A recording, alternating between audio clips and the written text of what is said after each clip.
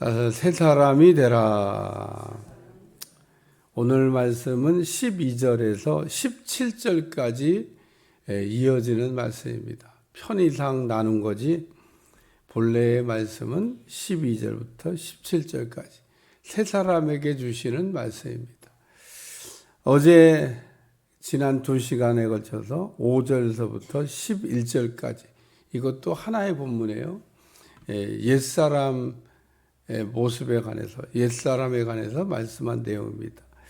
그러니까 옛사람을 벗으라 그러면서 옛사람은 음란, 부정, 사욕, 악한 정욕, 탐심, 또 우상숭배, 또 분냄, 노여움, 악의, 비방, 부끄러운 말 등 이게 옛사람의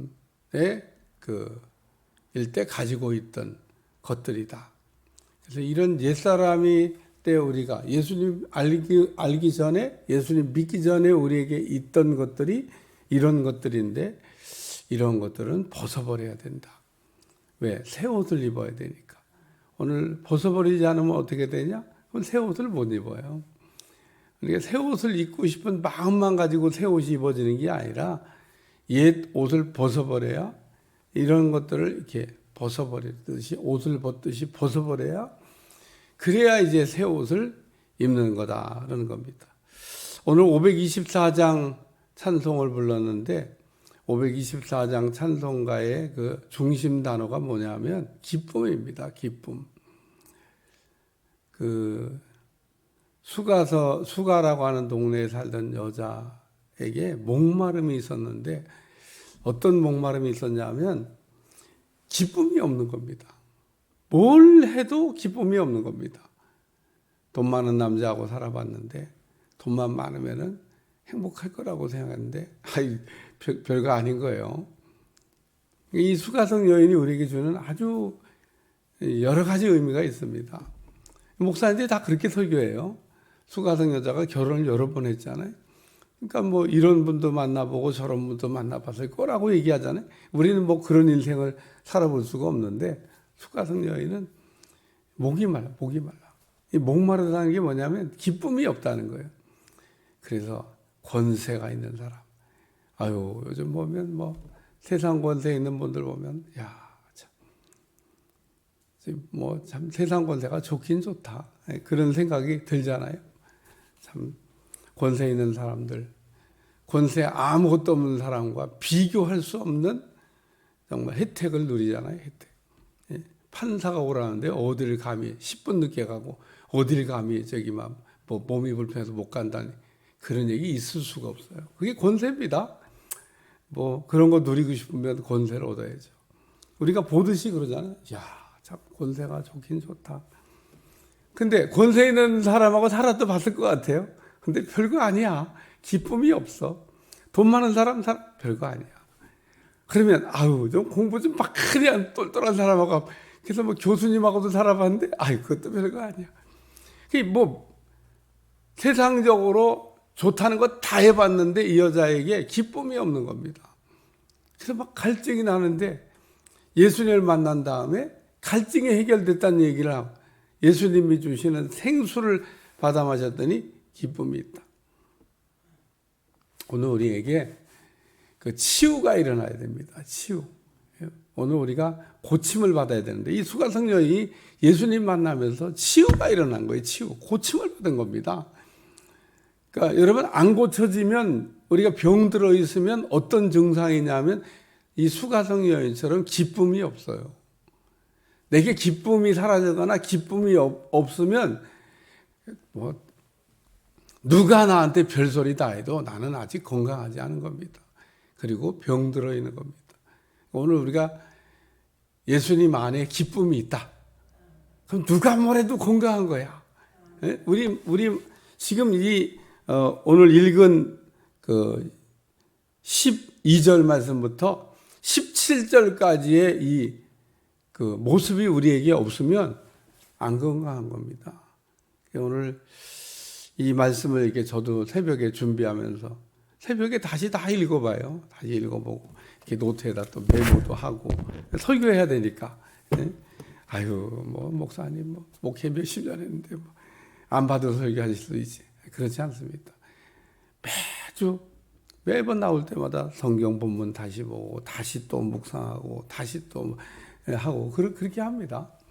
근데 오늘 이 12절부터 17절의 그리스도인의 모습, 우리가 예수님을 알고 예수님 믿고 난 다음에 이렇게 되면 그러면 이제 기쁨이 생기는 겁니다.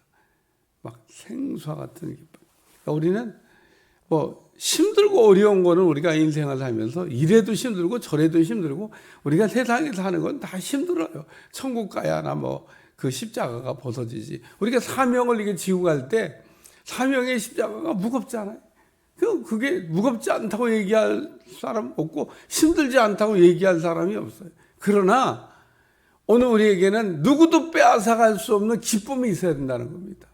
이게 예수님 안에서 우리가 치유가 일어났을 때, 예수님 안에서 우리가 새 사람이 되고 고침받았을 때. 그래서 오늘 너희는 하나님의 택하사 거룩하고 사랑받는 자처럼 긍휼과 자비와 겸손과 온유와 오래 참음과 용납하는 것. 이 6가지입니다. 오늘 새 사람이 입어야 될 옷을 6가지로 바울이 지금 설명하고 있어요. 거기다가 사랑을 더해야 된다는 겁니다. 이게 이 모든 것에 사랑이 없이, 예를 들면 긍휼, 사랑 없이 긍휼, 사랑 없이 자비, 사랑 없이 겸손, 사랑 없이 온유, 사랑 없이 오래 참, 사랑 없이 용납하는 것은 해도 아무 유익이 없다. 오늘 바울은 이 사랑에 대한 늘 얘기를 할 때 우리가 모든 것을 다 해도 사랑이 없으면 아무 유익이 없다. 아무 소용이 없다. 고린도전서 13장에서 우리가 그렇게 얘기하고 있습니다. 그러니까 우리가 뭘 하든지 간에 약방의 감초같이 절대 빠지면 안 되는 거, 그게 사랑이다. 오늘 긍휼이라고 하는 거는 불쌍히 여기는 겁니다. 불쌍히 여기는. 왜 불쌍히 여겨야 되냐? 나도 불쌍히 여김을 받아야 되니까. 이건 우리가 탕감의 비유를 그냥 생각하시면 돼요. 탕감을 받아야 되는 사람이 탕감 받으려고 생각도 못했어요. 왜냐하면 너무 천문학적인 빚을 져가지고 갚아야 될 사람한테 가가지고 막 엎드려 있는데 언제 갚을 거냐고. 그러니까 조금만 말미를 주시면 갚아보겠습니다. 못 갚아요. 안 갚아요. 어떻게 할 거예요? 이럴 수는 없잖아요. 이 사람이 엎드려가지고 조금만. 근데 갚을 수 있는 빚이 아니야. 천문학적이야. 그걸 뭔 수로 갚아? 근데 주인이 종을 불쌍히 여겨가지고 그냥 없던 걸로 하자. 어차피 못 갚을 건데 탕감. 그래갖고 얼마나 기쁘겠어요. 얼마나. 에? 그러고서 딱 나왔는데 자기한테 빚 조금 진 사람. 정말 이건 비교가 안 됩니다. 조금 빚진 사람. 붙잡고 멱살을 붙잡고 빨리 갚으라고, 언제 갚으라고. 그렇지. 그렇게 많은 빚을 질 정도면 자기도 많은 사람한테 빌려줘갖고 갚아야 될 사람 많잖아요. 갚으라고 그걸 보고 있던 사람들이 저 사람 진짜 못된 놈이다. 저는 천문학적인 빚을 탕감받고 나와가지고 그거 진짜 얼마 되지도 않는 거를 그거를 갚으라고. 그리고 좀 기회 주면 갚겠다고 그랬는데 옥에 갖다 가두고 말이에요. 그 탕감의 비유가 우리에게 주는 적절한 예가 그게 긍휼입니다. 나는 우리 주님 앞에 정말 감당할 수 없는 빚을 탕감받은 사람처럼 용서받았는데 우리는 별것도 아닌 거를 용서 못해. 거기다가 또 하나 더 붙여서 죽어도 용서 못해. 뭔 죽어도 용서를 못해요. 나도 용서받았는데. 그럴 때 우리 주님이 꼭 우리에게 하시는 말씀이 있어요. 나도 너 용서 못해. 너도 용서 못한 날이지 나도 용서 못해. 오늘 우리가 이거를 우리의 삶에 적용 못하고 삽니다. 그리스도인이라고 하면서 용서받은 거를 잊어버리고 용서 못해라는 얘기를 이렇게 하면서 우리가 살고 있는 긍휼이 없는 겁니다. 자비. 우리가 착한 일 하는 겁니다. 착한 일. 자비나 양선은 둘 다 공통점이 있는데 이게 착한 일을 하는 거예요. 오늘 우리는 살아가면서 마땅히 착한 일을 하셔야 됩니다. 하루에 하나씩 하면 더 좋습니다. 강도 만난 이웃을 혹 보거든, 아이고 어떻게 하다가 그렇게 강도를 만났어. 좀 길을 좀 잘 골라갖고 다니지. 미국에서 일어난 일인데, 어이구, 핸드폰 넘기다가 그냥 깜짝 놀래요. 우리나라에 막 고속도로에서 차가 막 150대가 막 뒤엉켰다고 사고는, 이게 또 뭐, 우리나라에 갑자기 또 웬일? 그래서 깜짝 놀래 보니까 미국에서 일어난 거야. 미국 고속도로에서 자동차와 유조차가 부딪히면서 기름이 터졌겠죠. 150대의 막 차들이 뒤엉키면 야, 참, 그럴 때 착한 일을 해야 되는 겁니다. 지나가다가 나라고 뭐 위험하지 않아요. 그 기름 옆에서 막 뛰는데, 우리가 착한 일을 해야 될 때 착한 일을 하는 여러분들이 되시기를 축원합니다.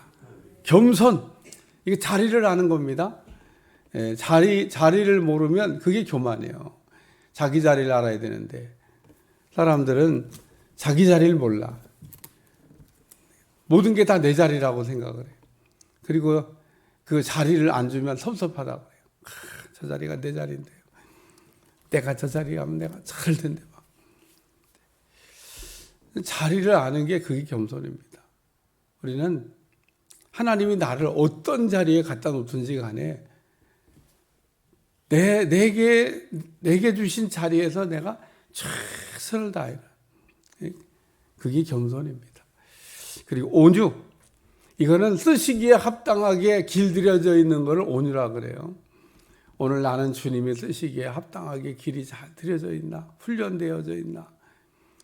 오늘 세계적인, 예를 들면 테니스 선수가 매일 아침 나가서 레슨 받는 거 아시죠? 그것도 비싼 돈 내고 레슨 받습니다. 아니, 세계 정상에 올라가신 분이 뭐 누구한테 레슨을 받아? 선생님이 뭐 필요해? 자기가 선생님 해도, 그렇죠. 자기가 선생님 해도 되죠. 세계 정상에 올라가, 그래도 매일 비싼 돈 내고 선생님한테 맨날 이게 레슨 받습니다. 그것도 그냥 분야별로. 세계 정상에서 매일 그 어마어마한 상금을 받는 선수도 매일 아침 선생님을 두고 매일 아침 훈련을 또 받습니다. 그러니까 모든 운동은 다 마찬가지입니다. 자기가 세계 정상에 올라 선수라 할지라도 매일 아침 비싼 돈 내고 자기도 또 레슨 받는다. 그 왜 그러냐? 훈련이 훈련. 그 자기가 하는 거를 아주 능수능란하게 쓸 수 있게 하기 위해서 훈련을 딱 게을리하잖아요. 그러면은 표가 납니다. 표가. 피아노를 매일 이렇게 피아노 잘 치는 사람들은 매일 막 이게 건반을 두들기더라고. 그것도 막 몇 시간씩 왜 저러나 그랬더니 그렇게 안 하면 그 소리가 안 난답니다. 우리는 온유해야 됩니다. 오래 참음, 이건 기다리는 겁니다. 기다리는 거, 인내하는 겁니다. 오늘 우리는 기다릴 줄 알아야 돼요. 오래 참는다고 하는 거는 막 그냥 꽉 눌러가지고 막 이렇게 우리 속에 막 이렇게 우리의 감정을 억누르는 게 아니라, 오래 참음이라고 하는 건 모든 것을 다 내 안에서 소화시켜가지고 그리고 기다리는 겁니다. 그리고 우리가 참았다고 그러는데 어떤 분 보면 막 폭발하는 분이 있잖아요. 그 참은 게 아니야. 쌓아둔 거지. 막 참는다고 하는 거는 다 소화시키고 그리고 기다리는 겁니다. 근데 막 하나 쌓아뒀다, 2개 쌓아뒀다, 3개. 그러다가 어느 날 그냥 핵폭탄처럼 폭발하는데 그 감당할 수가 없어요. 여러분, 가끔 가다가 핵폭탄이 뻥뻥 터지는 분들은 오래 참음을 하고 있는 게 아니에요. 쌓아둔 거지. 오래 참는다고 하는 얘기는 터질 게 없는. 그래서 이렇게 인내하는 거, 기다리는 겁니다. 오래 참는 사람에게는 하나님께서 반드시, 아브라함도 오래 참아 복을 받았느니라 그러잖아요. 아브라함이 참다가 기다리다가 중간에 사고도 한번 쳤지만 그리고 또 기다립니다. 그랬더니 하나님이 끝내 아브라함에게 복을 주셨더라. 용납하는 거, 이거 받아들이는 겁니다. 그래서 우리가 사랑에 빚진 자인데 뭔 용서를 못하겠어요? 그래서 여기에 사랑을 더하라. 긍휼에 사랑을 더하고, 사랑이 있는 긍휼, 사랑이 있는 자비, 사랑이 있는 겸손, 사랑이 있는 온유, 사랑이 있는 오래 참음, 사랑이 있는 용납하는 것을 살아. 이게 그 세 사람의 그 모습, 입어야 될 옷이다. 오늘 우리는 예수님을 이렇게 알고 예수님을 믿기 시작했는데 이 옷을 입어야 우리는 편한 겁니다. 옛날에 벗어버려야 될 옷을 아직도 입고 있으면 사실은 불편한 겁니다. 어제 2시간 다룬 그 불편한 옷들은 벗어버리고 오늘 우리는 날마다 예수 안에서 새 옷을 입고, 새 옷 입으면 기분 좋잖아요. 어떤 분은 또 새 옷을 입혀줬더니 그거 벗고 흰 옷을 입겠다고 하면 옛날로 돌아가겠다는, 이거는 정말 기가 막힐 일입니다. 오늘 우리 돌아가면 안 됩니다. 우리 주님이 새롭게 입혀주시는 옷을 입고, 그게 새 생활입니다. 새 옷을 입고 새로운 삶을 사는 게 그게 새 생활이에요. 꼭 그렇게 되시기를 축원합니다. 하나님 오늘도 귀한 새벽을 주셨는데 오늘 우리가 예수님 안에서 온전히 치유되고 기쁨이 회복될 수 있도록 도와주시고 예수님 안에서 새 옷을 입고 새 생활을 할 수 있도록 축복해 주옵소서. 예수님의 이름으로 간절히 기도하옵나이다. 아멘.